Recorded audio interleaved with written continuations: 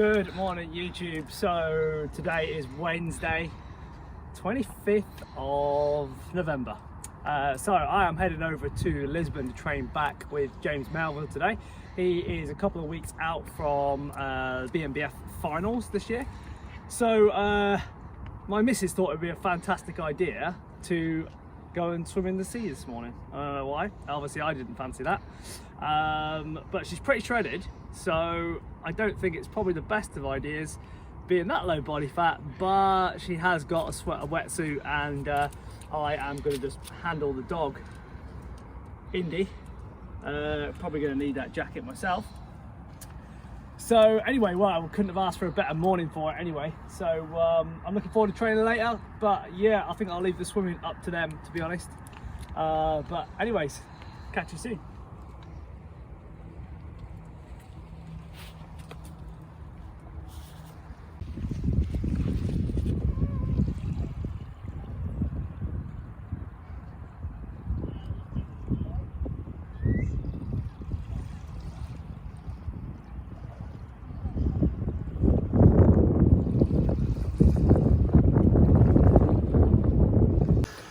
So welcome back, guys.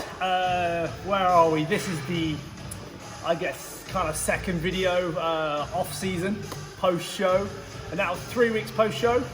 So things have been going pretty well.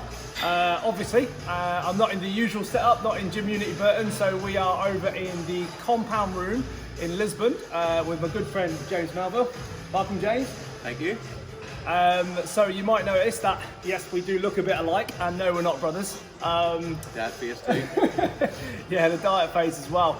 So we're going to be hitting some back today. I've actually got an appointment with the osteopath today to have another look at the shoulder, another form of treatment, as you may have been sort of keeping up with that. But James is, what are we, 2 weeks out? Yeah, 1 week out? just under, what is that, like 11 days out or something, I think now. Cool, okay, 11 a week and a half, really. 11 days out from the longest prep in the world. So how you feeling, mate? Yeah, to be honest, like we talked about this last week, that the whole prep I felt really, really good, even up until the sort of the first date, and went through the depletion and stuff, and I've actually found it quite difficult from then to kind of reset. So the last week has been a lot more difficult in terms of sort of energy, stability and whatever else, and byproduct of that, then the sleep has been a little bit off. The training's still been pretty good. You're on the finishing straight, so you don't really mind suffering a little bit, so I'm good. Mentally I'm in a good space, just ready to push on, and I think based on the sort of government instructions, Big B, I think he's given the UK mainland the sort of go ahead, so I think we're in a good position that hopefully this will go ahead finally. Definitely, I think massive fingers crossed, because yeah, it's been one of them which just been like a complete roller coaster for everyone, with clients, friends competing. So massive fingers crossed. We're going to take you through where effectively, is it peak week? I guess it's 2 weeks, isn't it? So it's pre-peak week, isn't it? Pre-peak week, but I would say week pre-peak week, because I haven't felt too strong that over the last sort of week, after that last sort of depletion phase, just it's not difficult back to get the body back again. But do you know what it is? It's ticking the boxes and doing just the right sort of training protocol for now. I think it's really important that people realise, and I've probably said it on some of the other videos, but like at this stage, this is where you kind of just have to not let your ego take over, because the whole point of this phase of contest prep is to preserve the muscle that you have and refine everything. Yeah. We're not trying to build muscle, so it makes no sense to be going like doing doubles and singles on lifts and everything, and especially coming out of post-show phase, which we're going to do a video on. It's important that you let your body take its time, and we're not trying to break records, we're just trying to get some good blood in the muscle and obviously just refine everything. So without doubt, let's get into it. And I said we're going to do a nice little video, a nice chat on post-show dieting, so we hope you enjoy that. Cheers, guys. Good. Okay, so first set then. We actually don't need a lot of weight on this. We're going to set up slightly differently. So what we're going to basically do is put front foot forward. You probably see in most of the normal rows I do is always the other way around. So what it's going to help to do with regards to where the lats insert, it's actually a way to stop you from actually pulling back and kind of rotating your body through it. So we're kind of shortening the lats. just coaching points for these, then we're basically going to make sure you're always pressing down into the movement. That helps to contract the lat as well, and also on the negative phase as well, so we're just depressing the shoulder in there as well. Really hurts this. I was like pumped after doing like literally 4 reps, so anyway, we'll see how we go. Okay, so what we're looking to do is load the right foot whenever we're rolling with the right hand. If we look at where the origin is on the iliac crest, what we're trying to do is stabilize the hip so it minimizes any movement here. And then on the pull, what we're trying to do is depress the shoulder. We pull, drag the elbow back in the side, slightly lateral flex through the spine. So we have other origins of the lat in on the lower lumbar and bottom 3 to 4 ribs. So what we're trying to do, iliac crest, that's the fiber orientation, lateral flex. On the negative, what we're trying to do actually is push down on the handle, push down as hard as we can as we go through elbow extension, and this maintains maximum mechanical tension of the lat fibers during the eccentric phase. And again, we're just going to repeat that then on the other side. So there is a little bit of sequencing here in terms of internal cueing.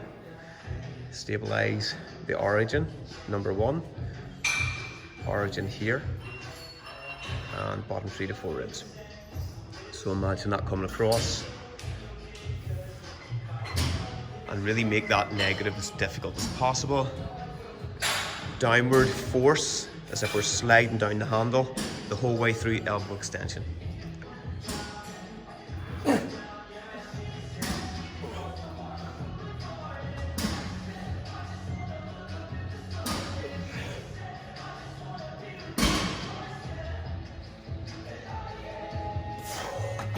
Good. I said we'd go around sort of 6 or 8 reps, and the rationale behind that would be because there's more control. It's probably taking you 5 to 6 seconds per rep to hit. You know, it means that you're still going to be performing around sort of 40 seconds to a minute maximal of mechanical tension. If you did 12 at that pace, you'd be there 2 minutes each time. Right? So No one's got time for like 2-minute sets on each arm. So. That's the one.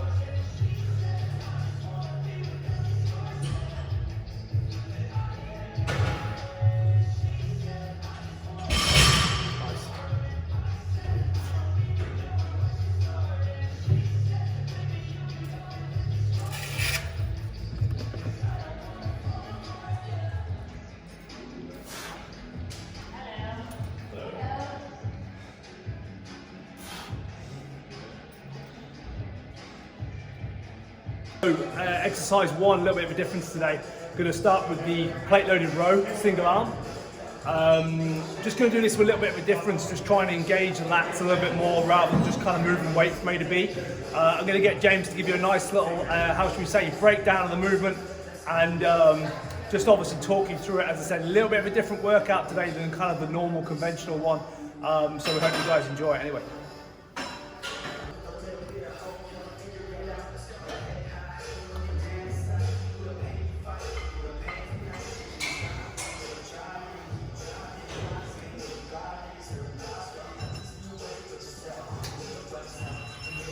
Nice.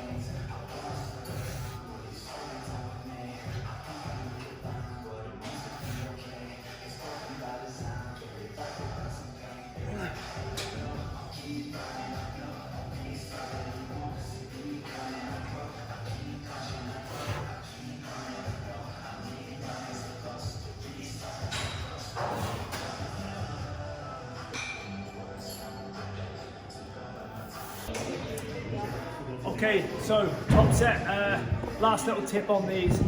So just in that full contraction standpoint or full contraction part of the movement, all we want to make sure we're doing is that we are really pressing down through the rest of that negative movement. Good little tip from James is the way to see that if you're training with somebody else is the elbow will pop out if you're not pushing down hard enough, because it just helps you to contract that in. So just a little key point for that one, just to rotate that elbow inwards. And yeah, this is RP12.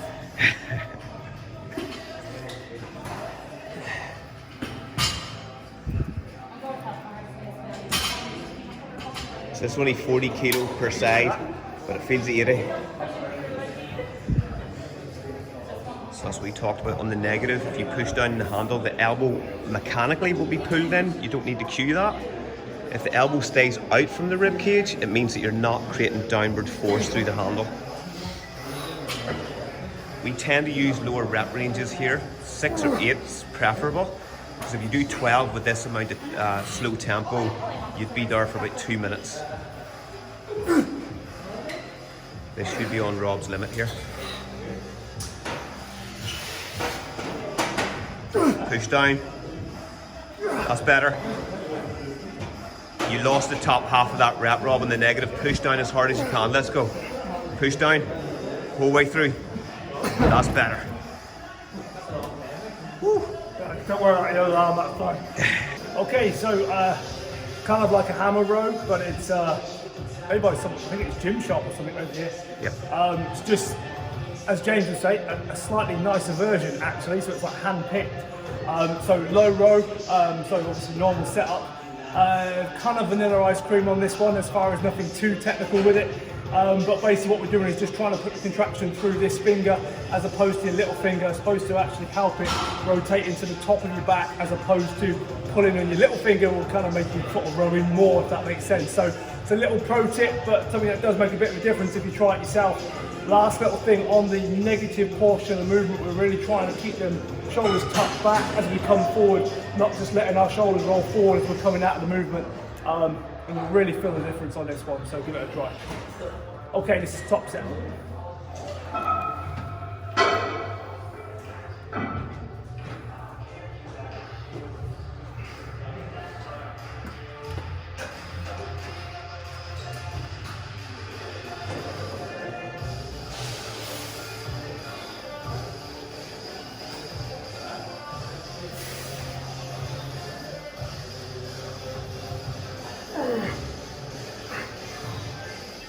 Work harder on that negative. So we're still trying to maintain some kind of scalp retraction through the negative phase, so don't allow this area to relent. Keep it tight.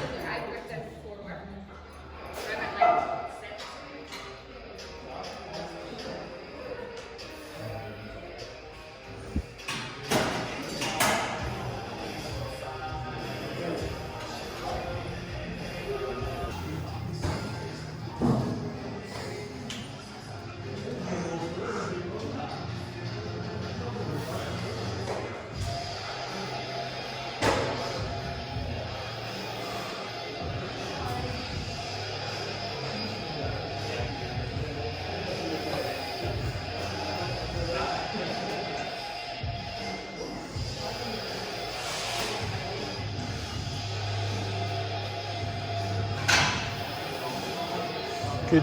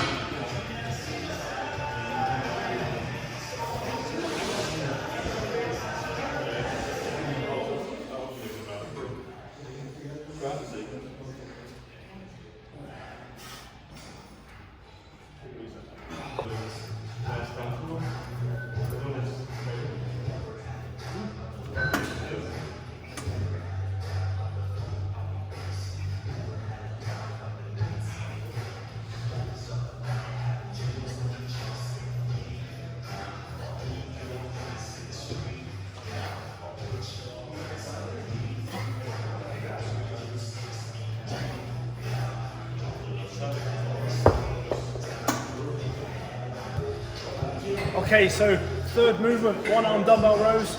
Same again with a little bit of a twist. And I'm not sure if I'm right, but I think James has copyrighted this word. So when we're looking at back training, we're looking at a bit of back accuracy. Now, obviously, all that means is where we're trying to shift the load onto with regards to the muscles that we're trying to work. So obviously, normal conventional dumbbell pulls tends to be sort of like mid-lat. We're really trying to work into the upper back, into the, where are we? Teres major. Not good with muscles. I'm good at lifting everything, that's about it. Okay, but no, all seriousness, all we're really trying to do is making sure we're really retracting the top part of that movement, not just kind of got half a row. We're really trying to pull back right the way through the top of these. Hence why the loads, you know, we probably have got another 10, 20 kilos in the tank for just getting weight from A to B. But we're shifting the load onto that upper back for these. So same again, give them a go. Where am I? Here.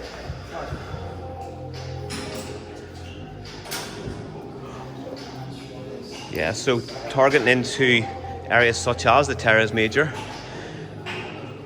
Some people refer to teres major as the little lat because it does very similar movement and activation as the lat. The difference is once the lat reaches shoulder extension, so humerus bone sitting neutral, the teres major pulls the elbow on through, pulls the humerus bone further back. Again, at the top on the negative, don't allow the scap to collapse, try to maintain control through the eccentric phase.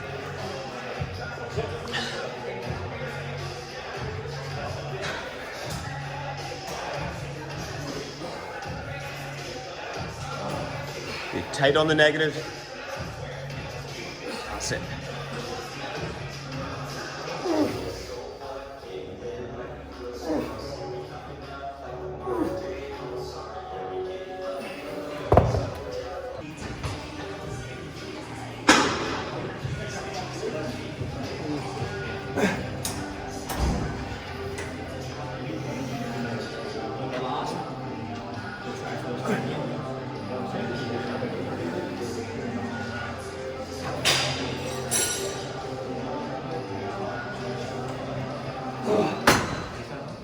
Nice. Okay, movement number, it's number 3 or 4? 4. I think it's 4 or 5. 4. Yeah. Okay, 1, 2, 3, number 4. So, pull these like, well, just normal pull downs really. So something we were talking about just before we started the set was the difference between like your advanced lifters and your kind of beginner lifters, if you like, is the fact of how much we're internally engaging with the muscle groups. And like internal cueing, as James would refer to it. So basically what we're talking about is that on a lot of movements they allow you just to pull weight from A to B, but what we're doing is from like rep 1, we're fully engaged with that muscle and kind of interlocked into the movement. That's something you probably don't get until you've been training for a long time. Like as James was referring to earlier, like you might pull that, you know, weight from A to B for 5 or 6 reps before you're tend to get that real nice connection and where it's hurting. What we're trying to engage on movements like this is to get it hurting from rep 1. So that's the kind of, if you like, the difference in regards to the engagement in the muscle groups. So you may see some like bigger guys who maybe been training a long time and they look like they're pulling weight from A to B, but they're not. They're obviously engaging that muscle all the time, and that's what we're trying to get out of this. So although it's just a movement which is straight up, straight down, we're trying to fully engage all the time with hand placement and things like that. So just something to look at.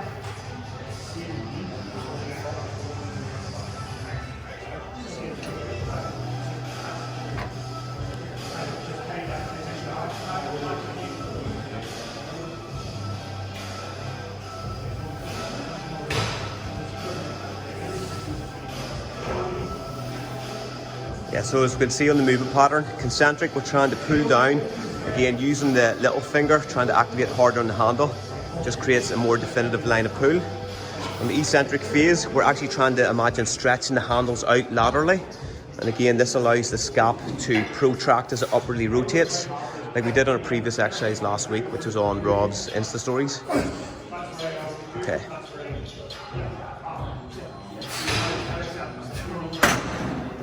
Perfect.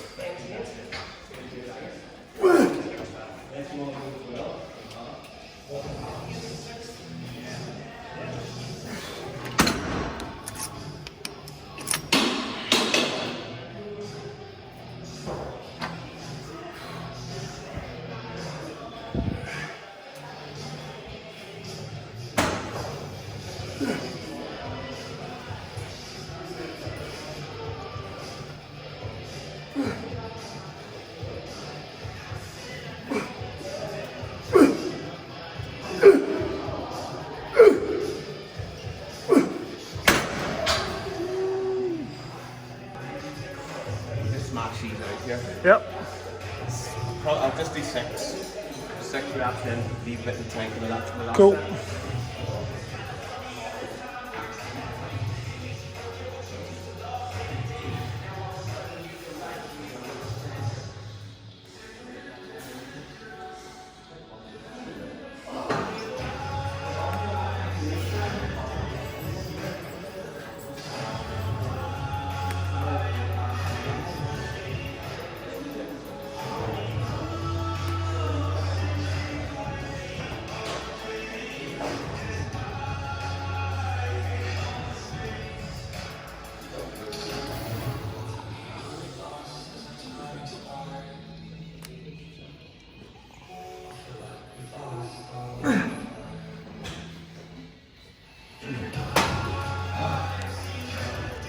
set. Okay, using our little ab sling straps, just try and minimise sort of bicep recruitment.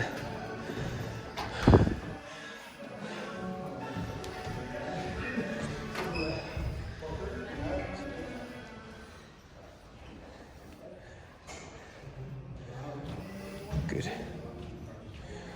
So in the concentric, we're almost working on like a sagittal plane. On the eccentric, we're allowing the humerus bone to pull back almost in like a frontal plane. So drive through, keep the shoulder depressed as we abduct the humerus bones, allowing the elbows to push out. And really control that eccentric phase the way back up again. So try and keep slight scapular depression at the bottom here.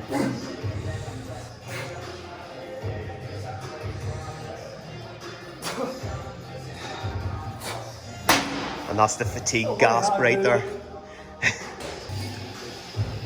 Try and stay up.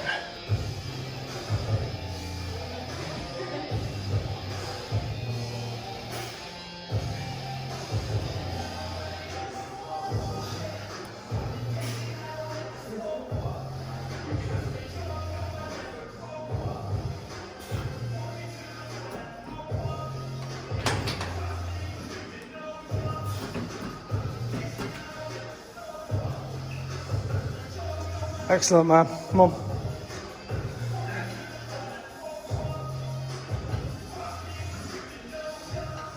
Good. Drop.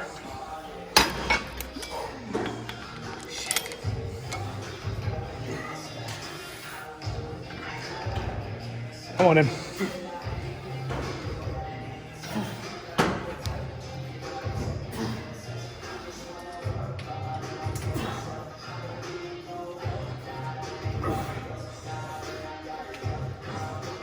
Come on, knock them out. Good.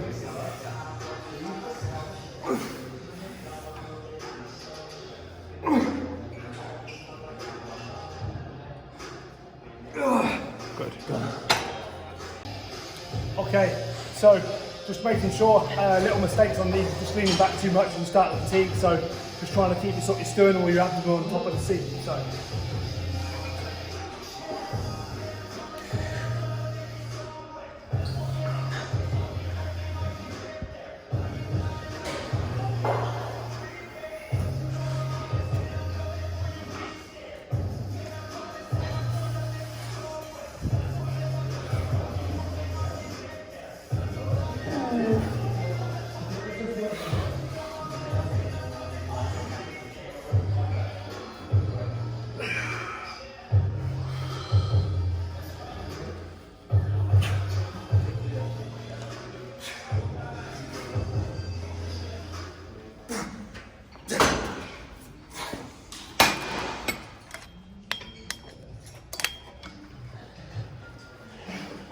So on the back off or drop set in this case, don't be worrying as much about the eccentric.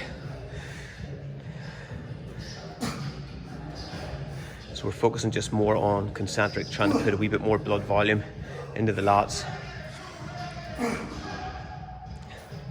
Try not to lean away from the pad, still maintain that line. Good. Fatigue gasp again. I think that needs to be on a t-shirt. Okay guys, and that's a wrap for back day today. So, any comments on the session at all today? I really enjoyed it. I think that's generally the way that I would train, in particular closer you get to prep.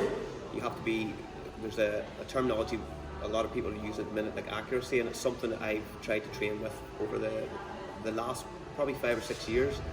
Particularly for trying to sidestep landmines of injuries and stuff like that. Yep. You've got to train a little bit more accurate and less load specific. So I think we combined the two quite well today, both heavy and... Definitely, I think it's one of the things that, you know, we can, like for me, I could definitely get caught up in like my way of training all the time. And that's why like I love coming over and training with you, just it's like something different. It's, you know, I would say mine's very kind of like, you know, as I might have said earlier, like vanilla ice cream. It's like just like simple, like lifting. But there's little cues and engagements that you take over and apply it to some of their movements, and it makes such a difference to how that connects. Like that first exercise we did on the plate loaded rows. I mean, I would usually go through 1 plate, 2 plate, 3 plate, 4 plate, and then top working set. It hurt on the first 2 reps. Yeah. So it was like, okay, that's definitely something I can take through as like there would be an activation exercise or something like that. So as I said, there's the definite really sort of advanced cues and tips that you take that you maybe don't realise you do, or you forget about. Yeah. In training. So I think that's definitely something, obviously, which is to be taken forward for the rest of kind of like, you know, off-season training, so to speak. I think whenever you look at, like today, if we're talking about the legs and lats, for example, it's one of many muscles that have multiple origins. So there is slight differential in how you can activate that muscle. So there's different lines of pull you can create, but little small cues that don't seem that obvious physically, like sort of gripping a little bit harder with the little finger, just helps keep the elbow a little bit tucked and draw a more definitive line. So as a result, we'll end up with early onset fatigue. The great Eric Dowie, his definition of what would you consider the best mode for muscle development, that he said the maximum amount of stress in the least amount of time. So it's not an unfamiliar quote, but it is one that should ring true with most people that they train. If you're able to jump from 12 reps to 20 reps from week 1, week 2 in your program, it's probably not because you've gained 8 reps more of endurance or your strength's increased that astronomical distance in a space of a week. It's probably you've just been a little bit too efficient with the movement. That means getting a little bit looser, sneaking in little recoveries in between them. Especially when someone comes in and, like, as I said, keeps on top of you like cues, and that's why I mean people who just train together, you get more and more and more out of every single rep, because your body naturally wants to go where it's easier, doesn't it? Yeah. And I do it a lot, and you do it, and you're like, okay, like you're used to firing that muscle back on, and it makes a difference. It makes a difference to how quickly. I mean, the idea, I guess, we're trying to fatigue the muscle as quickly as possible. You said, can't we, in the least short space of time, rather than doing, as I said, 5 warm-up sets and getting to the top rep, you know, set and knocking them out. And like, oh yeah, it was a great set, but you maybe could have got that a lot earlier on during your workout. So that's really, really, really good. So obviously we hope you enjoyed the workout, something a little bit different. And yeah, next up we're going to run through a little bit about post-show dieting. Cheers, guys.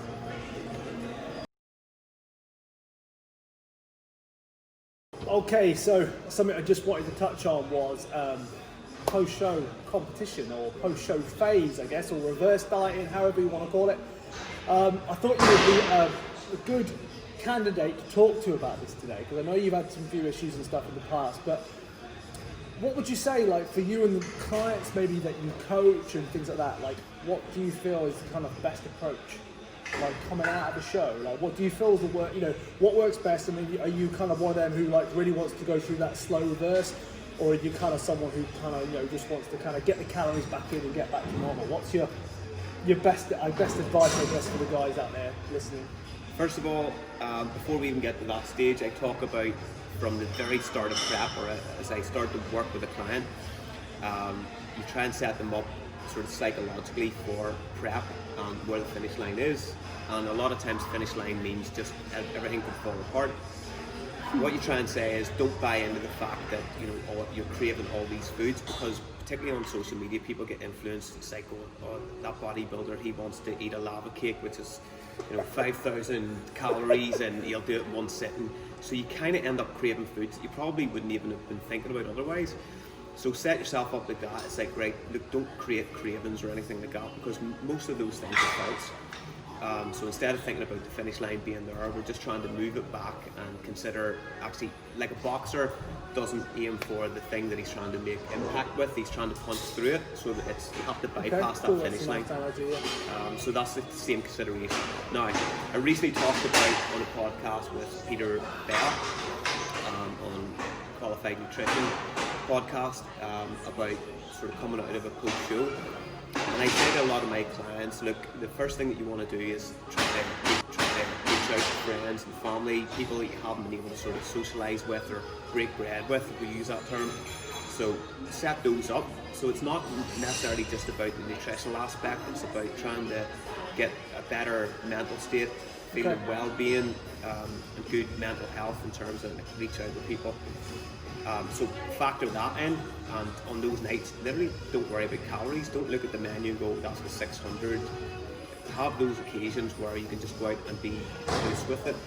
What we need to understand, we need to make sure that we're not allowing people to create sort of eating disorders that they probably didn't have before with over-obsession. So I find that the more that sometimes a bodybuilder can detach from all that strategy, it makes them a better bodybuilder long term. Okay. So I'll put it back to you in terms of like your off season. You went quite heavy, and I actually respected what you said. I remember asking you about this before, and you said I kind of just go through that process. So whenever it comes time to prep, I want to get back on the prep. Yeah. I mean, it's one of them. I think that like you have to do what works for you first of all. But like I always say, like building up to like a heavyweight in the off season, it isn't through eating rubbish food. It's just eating a lot of kind of what we sort of get fat on chicken and rice. So there's a little bit of that, but I think that, as I said, it's like for me, it's always like progress at all costs. So yes, I think like I know for me post show at the moment, like my weight is going up and up and up without having cheat meals, and it's like because I'm just eating a good amount of calories, and I think that's something that people are always. Thanks, mate. No problem. Take care. Have a lovely Christmas. Enjoy your trip away. Back home. Perfect. James, I will see you soon. All right, buddy. Thank you, mate. See you later, Hey, brother. Jim, thank you.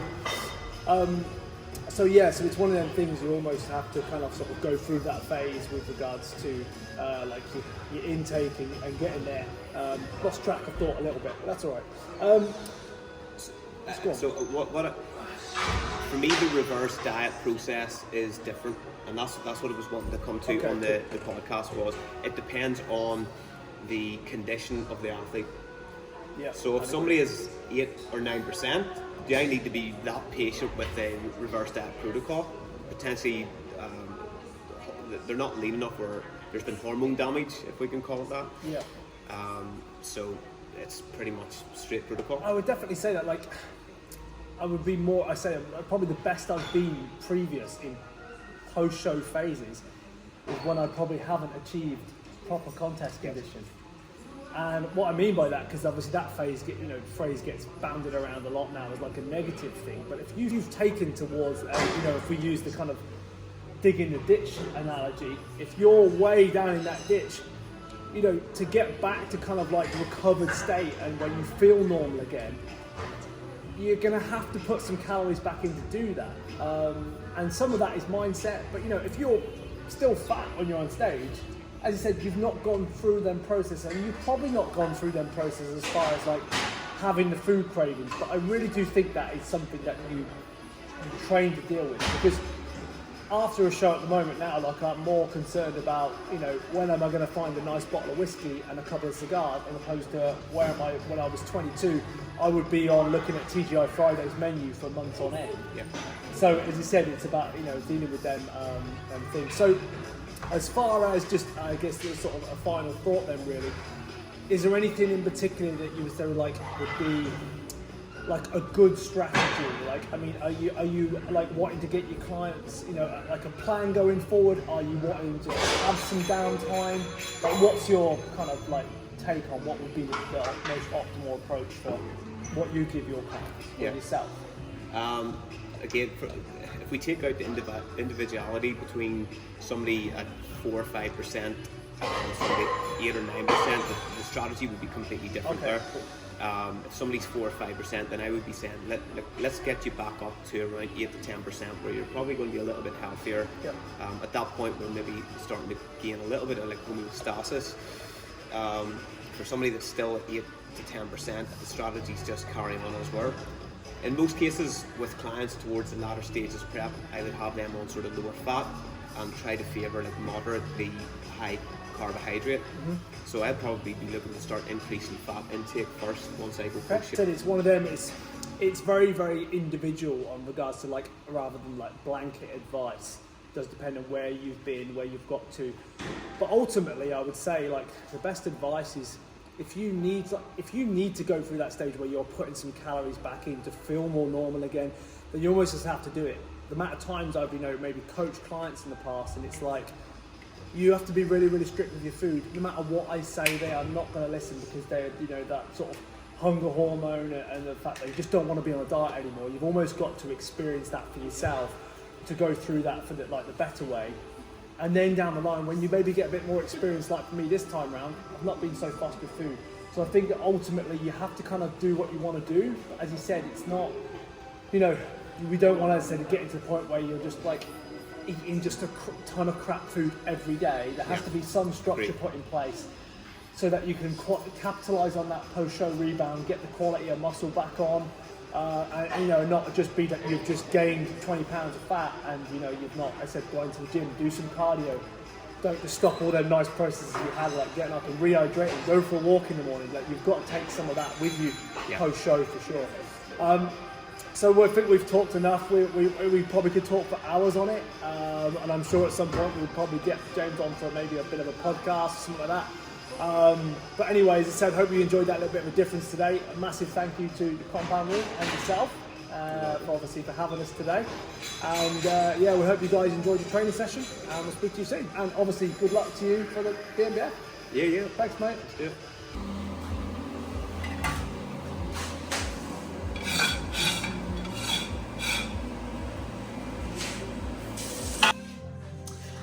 Wow, thank you. It's actually my first burger since winning my pro card at Five Guys, and I'm telling you now, this is going to be way better. So this is meat from the Meat Locker in Ireland, Belfast, or Dean's, can't remember which one. It's what, sorry? Go on, tell me. It's not from the Meat Locker, no. Oh. Restaurant. Where's it from? From Hans Meat. Hans Meat. Hannon's. I don't know. Anyway, it's a good burger with some tomatoes, bacon, cheese, and a brioche bun, and some homemade barbecue sauce.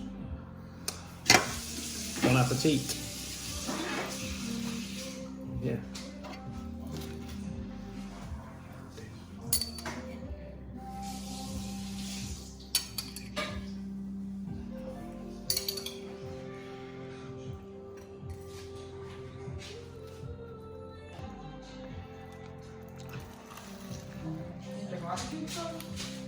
Wow.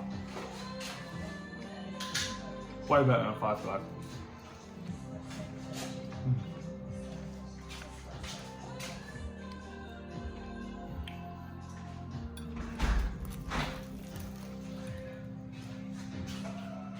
That's perfect. So I just wanted to give a big shout out to the sponsors, 10X. I actually jumped on board with 10X straight after the show, after winning the pro card.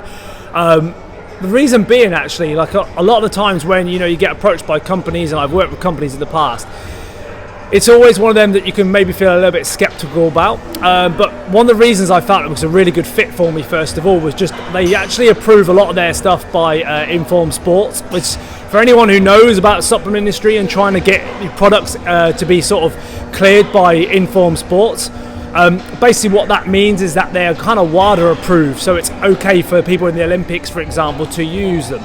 So you know that you're not going to be like worried about like cross contaminants. You're not going to be worried about like actual ingredients that you're taking that obviously would require you to fail a drugs test effectively. So I thought it would be a really good fit for me, being a top natural pro.